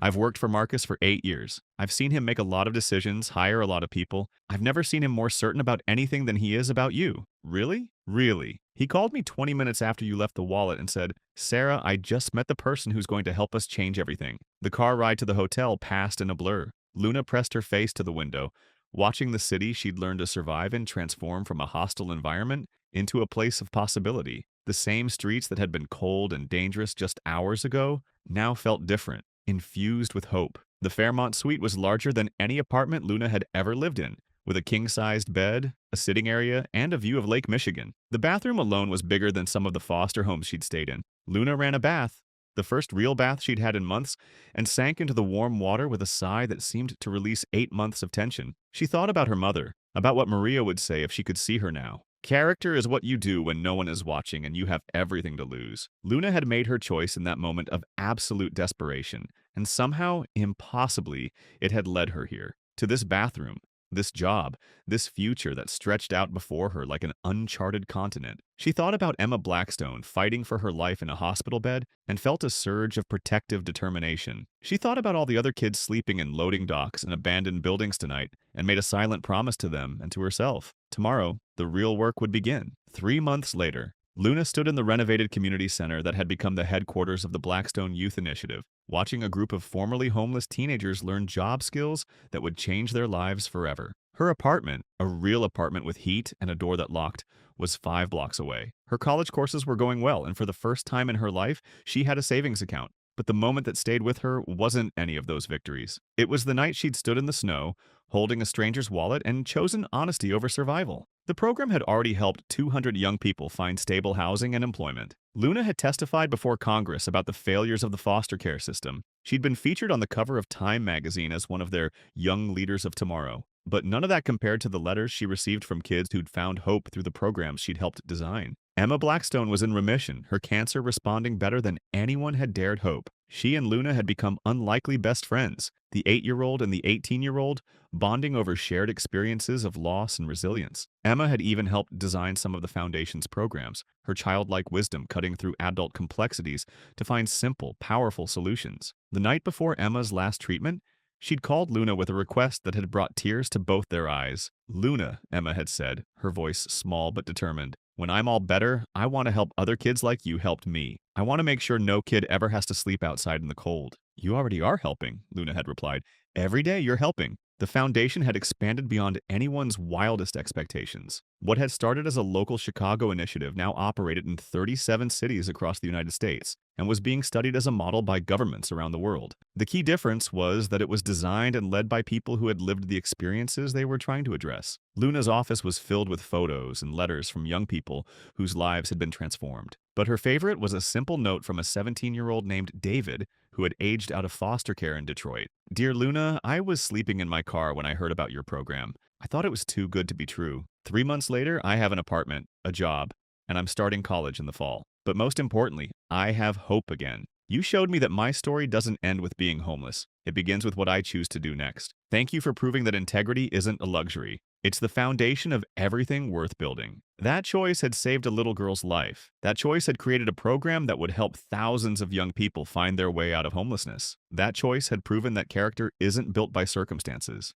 It's revealed by them. 6 months later, Luna received a wedding invitation that made her cry happy tears. Marcus Blackstone was marrying his longtime partner, Dr. Catherine Williams, the woman who had been pregnant with Emma during that fateful car accident 22 years ago. Emma, now in full remission and glowing with health, was going to be the flower girl. At the wedding, as Luna watched Emma dance with her father, she thought about the ripple effects of integrity, how one decision to do the right thing could cascade into countless lives saved, dreams restored, futures made possible. But the moment that changed everything happened during the reception, when Marcus stood to give a toast. 22 years ago, he began, his voice carrying across the crowded ballroom, a homeless veteran named James saved my family's life. I never found James, never got to thank him properly. But 8 months ago, a homeless teenager named Luna Martinez showed me how to honor his memory. He gestured to Luna, who felt her cheeks burn as hundreds of eyes turned to her. Luna found my wallet containing $50,000, money I desperately needed for Emma's cancer treatment. She was starving, freezing, had every reason to keep it. Instead, she brought it back because she saw a hospital bracelet and knew someone needed it more than she did. The room was completely silent now. That act of integrity didn't just save Emma's life. It sparked something bigger. The Blackstone Youth Initiative has now helped over 5,000 young people transition out of homelessness. We've changed policy in 37 cities. We've proven that when we see homeless youth as resources rather than problems, miracles happen. Marcus paused, his voice thick with emotion. But the real miracle is what Luna taught me that night. She showed me that heroism isn't about having money or power. It's about making the right choice when everything is pushing you toward the wrong one. She showed me that character isn't built by circumstances. It's revealed by them. He raised his glass. So tonight, I want to toast not just Catherine and Emma and our family's future, but Luna Martinez and the thousands of young people who refuse to let their circumstances define them. To James, wherever you are, and to the truth that sometimes returning what isn't yours is the only way to find what is. As the room erupted in applause, Luna felt a hand slip into hers. Emma was beside her, beaming with pride. "You know what I realized?" Emma whispered. "What's that?" "You didn't just save my life that night. You saved your own life too. You just didn't know it yet." Her mother had been right. Character was the one thing they could never take away from her. But what Luna learned that night was even more powerful. Character wasn't just something you kept. It was something you gave away, and in giving it away, you got back everything you'd ever truly needed. 1 year later, the moment that completed the circle happened on a snowy December evening. Exactly 1 year after Luna had found the wallet. She was leaving the community center when she saw a homeless teenager huddled in the same loading dock where she'd once slept. Without hesitation, Luna approached the girl and said the words that had once changed her life. "There's a warm place inside and people who want to help. Will you let me show you the way?" The girl looked up with hollow eyes that Luna recognized, the look of someone who'd given up on the world caring about her survival. "Why would you help me?" the girl asked. Luna smiled, thinking of a wallet full of cash, a little girl dancing at her father's wedding, and the infinite power of choosing hope over despair. "Because someone once helped me," she said simply, "and because that's what we do." The girl's name was Sarah, and she was 16, had aged out of care early due to overcrowding, and had been on the streets for 4 months. As Luna walked her into the warm community center, she felt the profound satisfaction of a cycle completing itself. That night, as Luna helped Sarah fill out intake forms and connect with housing services, she realized something profound. Her story hadn't ended with that moment of choice in the snow. It had begun there. Every life she helped transform was another thread in a tapestry that had started with one simple decision: to do the right thing when everything was pushing her toward the wrong thing. 6 months later, Sarah would become the second director of youth advocacy at the Blackstone Foundation's Detroit branch, her own lived experience informing programs that would help hundreds more young people. The cycle continued, integrity begetting integrity, hope creating hope, character revealing itself in the most desperate moments, and transforming not just individual lives but entire communities. Sometimes the smallest acts of honesty create the largest waves of change, and sometimes returning what isn't yours is the only way to find what is. In the end, Luna's mother had been right about character being the one thing that could never be taken away. But what Maria Martinez couldn't have known, what no one could have predicted, was that giving away your character when it cost you everything is how you discover that you never truly lose it. You just invest it in a future bigger than you ever dared to imagine. The end. Like the air had been sucked from the room. That medication you saw on the receipt, it's experimental, not covered by insurance. It costs $47,000 per dose, and she needs it every 2 weeks. Marcus's voice grew thick. That wallet contained exactly enough cash for her next treatment, plus a little extra for whatever might come next. "Oh my God," Luna whispered. "The treatment has to be paid for in cash, in advance. The pharmaceutical company doesn't accept insurance or payment plans for experimental drugs. If you had kept that money, my daughter might have—" Marcus stopped, unable to finish the sentence. He set the photo down and looked at Luna with eyes bright with unshed tears. "You didn't just return a wallet, Luna. You may have saved my daughter's life." The weight of what she'd almost done, what she could have stolen without knowing, hit Luna like a physical blow. "I didn't know," she gasped. "I'm so sorry. I didn't know how important." "Don't apologize," Marcus said firmly. "You made the right choice without knowing the consequences. That's the definition of true character." He paused, studying her face. "Tell me about your mother." Luna's throat constricted. Nobody ever asked about her mother anymore. She was a nurse at Chicago General. She used to say that healing people was her calling, that she couldn't imagine doing anything else. The words came slowly at first, then faster. When she got sick, she kept working as long as she could. Even when the chemo made her so tired she could barely stand, She'd drag herself to the hospital because she said her patients needed her. What kind of cancer? Pancreatic, stage 4 by the time they found it.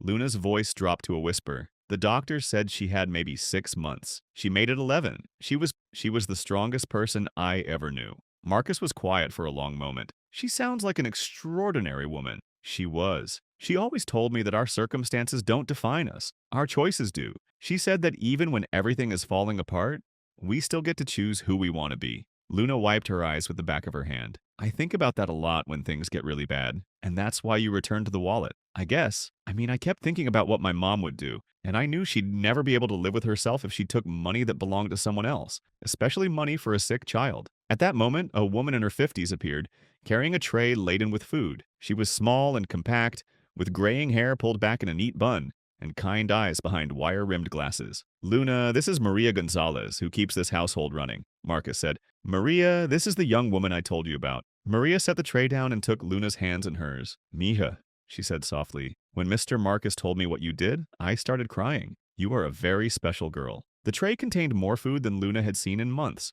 Homemade chicken soup that smelled like heaven, thick sandwiches cut into triangles, fresh fruit, cookies that were still warm from the oven. Luna's stomach growled so loudly that everyone could hear it. Please eat, Marcus said. We can talk while you have something. Luna picked up the soup spoon with shaking hands. The first sip was like a religious experience, rich, warm, seasoned with love and care. She had to force herself to eat slowly, to not wolf down everything on the tray like the starving person she was. Luna, Marcus said gently, I want to understand your situation better. You said you aged out of foster care 8 months ago? Luna nodded, swallowing a bite of sandwich. On my 18th birthday. Well, technically 3 days after, but close enough. And since then, you've been on the streets? Mostly, I was in a youth shelter for a while, but they have time limits. I had a job for a few weeks, but she explained about the address requirements, the impossible catch-22 of needing a home to get work, and needing work to get a home. Marcus listened intently, occasionally asking clarifying questions. Luna found herself telling him things she'd never told anyone, about the foster families who'd treated her like free labor,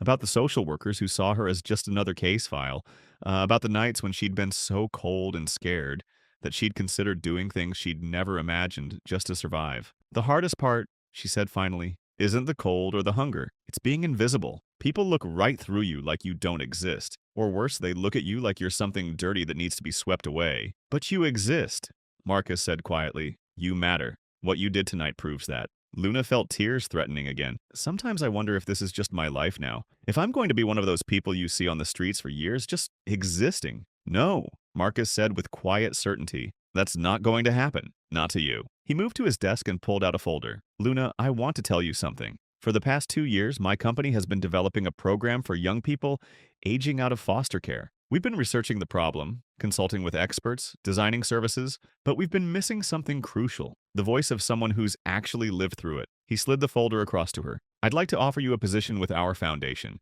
Director of Youth Advocacy and Program Development. Your job would be to help us design and implement programs that actually work, because you'd know what these kids really need. Luna opened the folder with trembling hands. The first page showed a salary figure that made her gasp. $75,000 per year, more money than she'd dreamed of earning in her entire life. But I don't have any experience, she whispered. I don't have a college degree or qualifications, or you have something more valuable than all of that, Marcus interrupted. You have lived experience, moral courage, and the empathy that comes from real suffering. You understand these kids in a way that no consultant or social worker ever could. He leaned forward, his expression intense. Luna, I don't need another expert who can write reports about youth homelessness. I need someone who can look at scared kids and show them that integrity isn't a luxury. It's the foundation of everything worth building. I need someone who can prove that character matters more than circumstances. Luna stared at the papers through her tears. The package included not just the salary, but health insurance, a housing allowance, and a full college scholarship fund.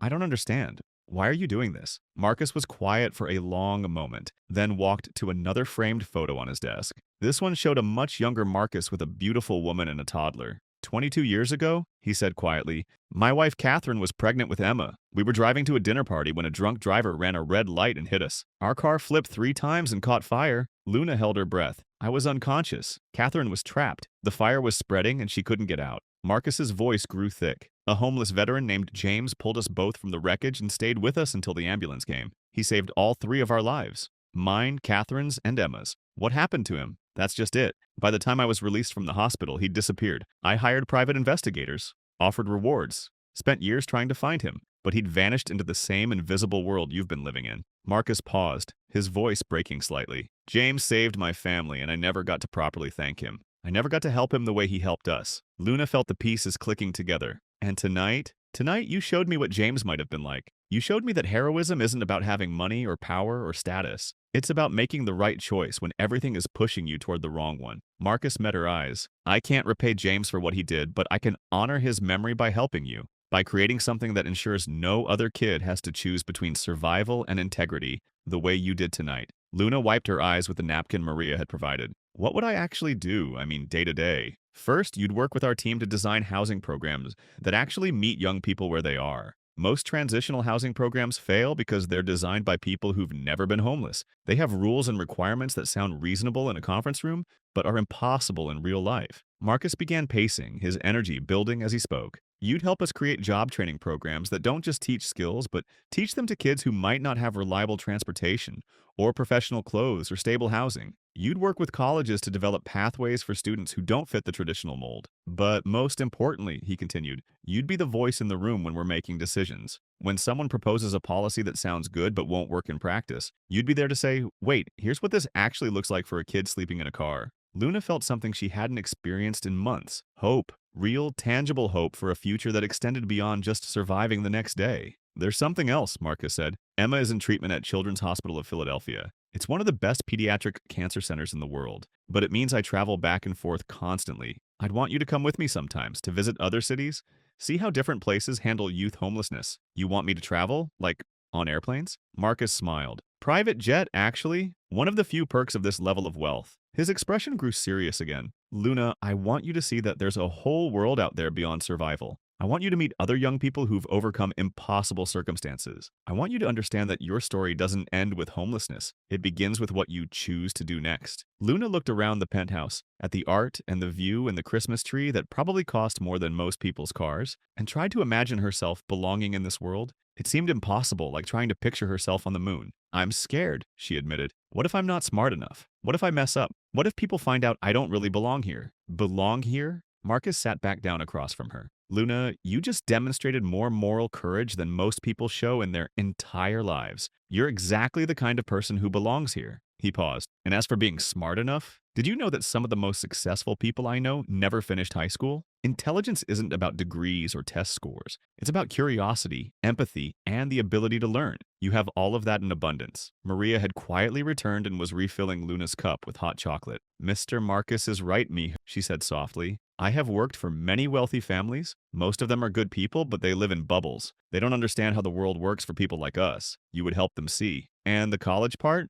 Luna asked. I barely finished high school. I had to keep switching schools because of foster placements. We'll start slowly, Marcus said. Night classes, online courses, whatever works with your schedule. The foundation will pay for everything, and you can take as long as you need. Education isn't a race. Luna felt overwhelmed by the magnitude of what was being offered. Can I ask, why me specifically? I mean, there are other homeless kids who probably deserve this more. Deserve? Marcus shook his head. Luna, this isn't about deserving. This is about recognizing that you've already proven who you are. Tonight, when you were cold and hungry and desperate, you chose honesty over personal gain. You chose to protect a child you'd never met over saving yourself. He stood and walked to the window, looking out at the city lights. Do you know what most people would have done with that wallet? Kept it, Luna said quietly. Exactly. Not because they're bad people, but because survival is a powerful motivator. What you did tonight is extraordinary, and it tells me everything I need to know about your character. Marcus turned back to her. But there's something else. Earlier you said the hardest part of being homeless is being invisible.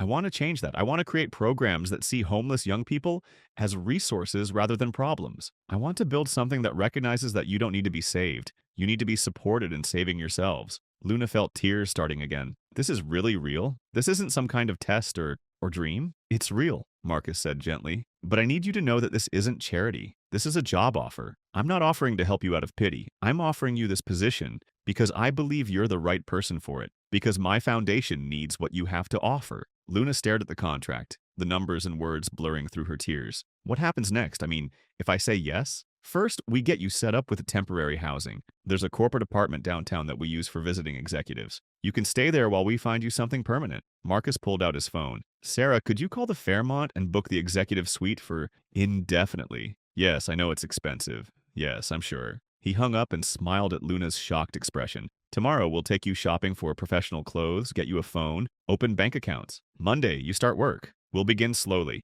Meetings with our program coordinators, visits to existing youth services, research. You'll basically be doing a paid internship in your own expertise. My own expertise? Luna repeated, testing how the words felt. Exactly. You're the expert on what it's like to be a teenager with no safety net. That's incredibly valuable knowledge. Marcus sat back down. Luna, I want to tell you about something I learned from James, the man who saved my family. What did you learn? James could have just called 911 and left. The fire department would have eventually gotten to us. But he didn't. He stayed. He held Catherine's hand while she was trapped, told her jokes to keep her calm, promised her that everything would be okay. Even after the ambulance came, he stayed until he knew we were safe. Marcus's voice grew soft. Later, the paramedics told me that James had burns on his hands and arms from pulling us out of the car. He never mentioned it, never complained. He just cared for strangers because it was the right thing to do. He sounds like an incredible person. He was. And that's what I see in you. You didn't just return the wallet. You could have mailed it or dropped it at a police station. But you brought it back personally because you were worried about Emma, about whether she'd get her medication in time. Luna thought about that moment in the snow, the weight of the wallet in her hands, the image of a sick child that had driven her decision. I kept thinking about how scared her parents must be. Exactly. Empathy in action. That's what James showed us, and that's what you showed me tonight. Marcus leaned forward. I want to tell you something else. This foundation we're creating, it's not going to be just another charity that throws money at problems. It's going to be different because you're going to help design it. How? We're going to start by listening. Really listening. Not just to service providers and government officials, but to the young people themselves. You're going to help us conduct interviews, focus groups, surveys. We're going to find out what kids actually need, not what we think they need. Marcus pulled out another folder. I've been researching this issue for 2 years, and the statistics are heartbreaking. Did you know that 40% of homeless youth have been in foster care? That LGBTQ+ youth make up 40% of the homeless youth population, despite being only 7% of the general youth population? Luna nodded. I know kids from both groups. The system isn't set up for anyone who doesn't fit a narrow definition of normal. Exactly. And most programs fail because they're designed by people who've never experienced homelessness. They create rules that sound reasonable but are impossible to follow if you're actually living on the streets. Like requiring a permanent address to get services, Luna said bitterly, or having meetings during business hours when you're trying to work, or mandatory counseling sessions that assume your homelessness is caused by personal problems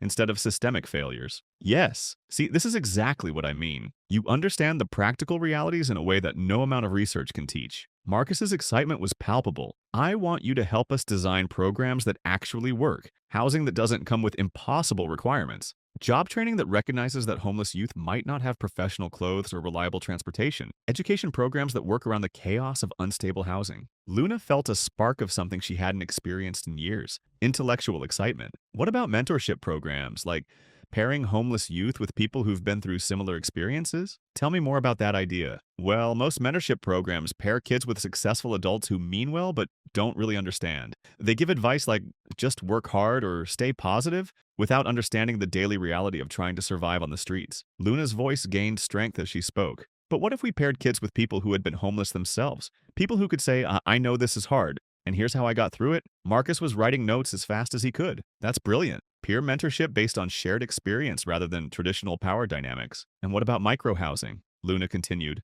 Ideas flowing faster now. I've seen tiny house villages in some cities. They cost a fraction of traditional housing, but give people privacy and dignity. You could create transitional communities where kids have their own space, but also access to support services. Have you been thinking about these ideas for a while? Luna paused, surprised by the question. I guess I have. When you're living it, you can't help but think about how it could be better. You see all the ways the system fails, and you imagine what would actually help. That's exactly what I want to harness, Marcus said. Your insights, your ideas, your understanding of what actually works versus what sounds good in theory. Maria appeared again, this time carrying a small suitcase. I packed some clothes for tonight, she said to Luna. Basic things. Pajamas, toiletries, a change of clothes for tomorrow. We'll get you properly set up tomorrow. Luna stared at the suitcase, overwhelmed. You packed clothes for me? Of course, mija. You can't go to a hotel with just what you're wearing. The kindness was almost too much. Luna had grown so accustomed to being treated as a problem or a threat That simple human decency felt overwhelming. "There's something else," Marcus said. "I want you to meet Emma." Luna's heart skipped. "Really? She's back in Philadelphia right now, but she's coming to Chicago for Christmas. She specifically asked to meet the girl who found Daddy's wallet." Marcus smiled. "I told her about you and she wants to thank you personally." "What did you tell her?" "The truth. That a very brave young woman found something that belonged to us and brought it back,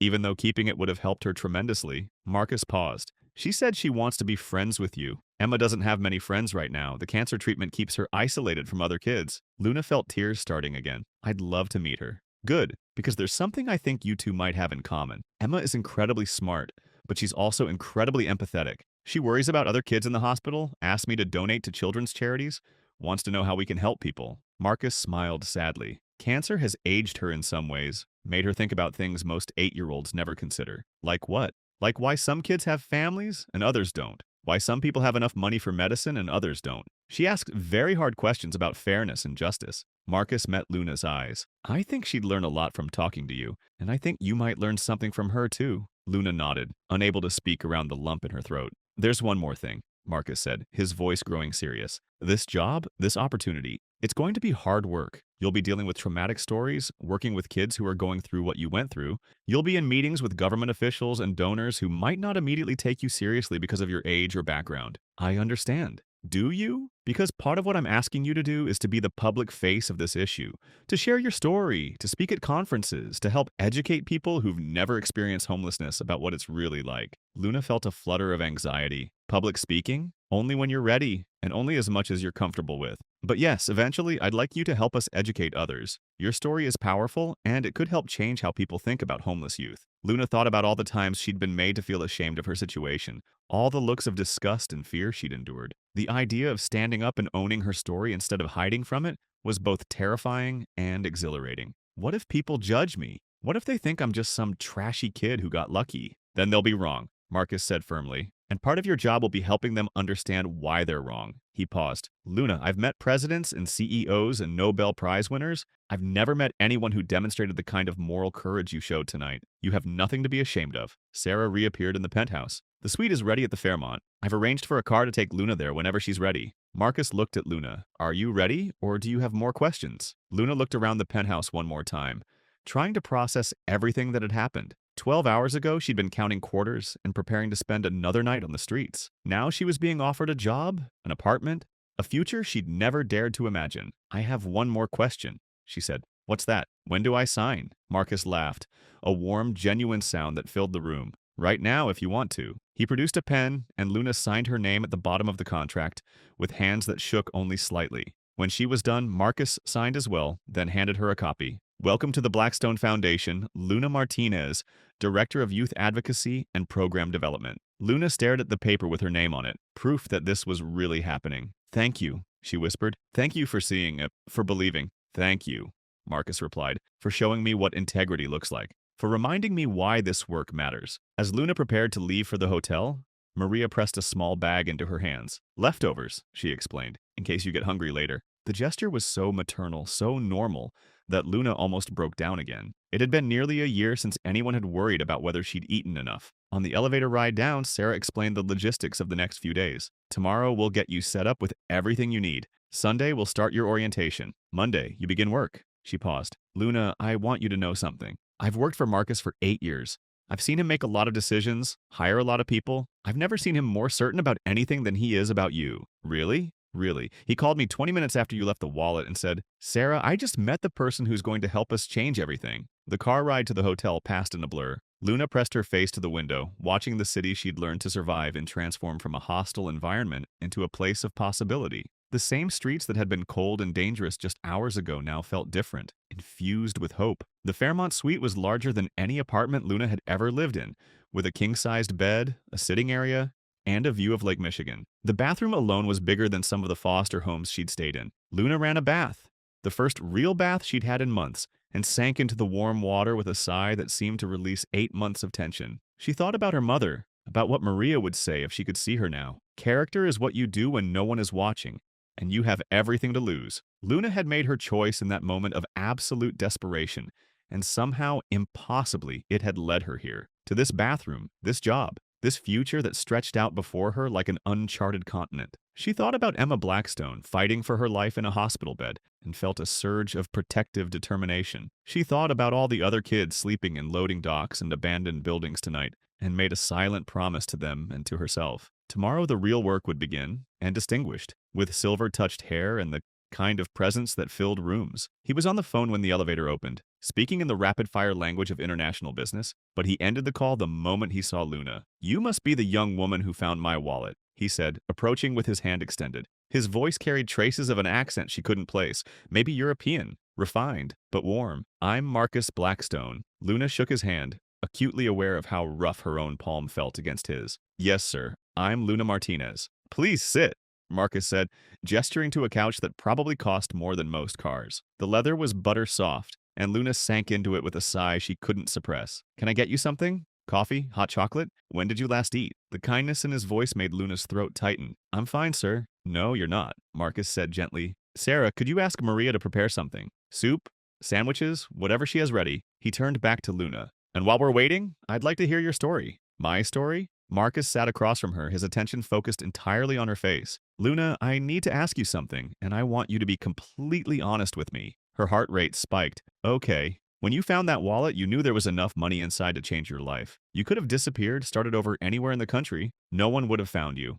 Why did you bring it back?" Luna was quiet for a moment, thinking about her mother, about the choices that define us when no one is watching. "Because it wasn't mine," she said finally. "And because I saw the hospital bracelet. Someone needs that money for something important." Marcus's expression shifted to something Luna couldn't read. "The hospital bracelet. Yes, sir. And the prescription receipt for cancer medication. I lost my mom to cancer. I know how expensive treatment is." Something in Marcus's face cracked open. He walked to a framed photo on his desk, the same photo Luna had glimpsed in his wallet, and picked it up with hands that trembled slightly. "This is my daughter, Emma," he said quietly. "She's 8 years old. 6 months ago, she was diagnosed with a rare form of leukemia." Luna felt like the air had been sucked from the room. "That medication you saw on the receipt, it's experimental, not covered by insurance. It costs $47,000 per dose, and she needs it every 2 weeks." Marcus's voice grew thick. That wallet contained exactly enough cash for her next treatment, plus a little extra for whatever might come next. "Oh my God," Luna whispered. "The treatment has to be paid for in cash, in advance. The pharmaceutical company doesn't accept insurance or payment plans for experimental drugs. If you had kept that money,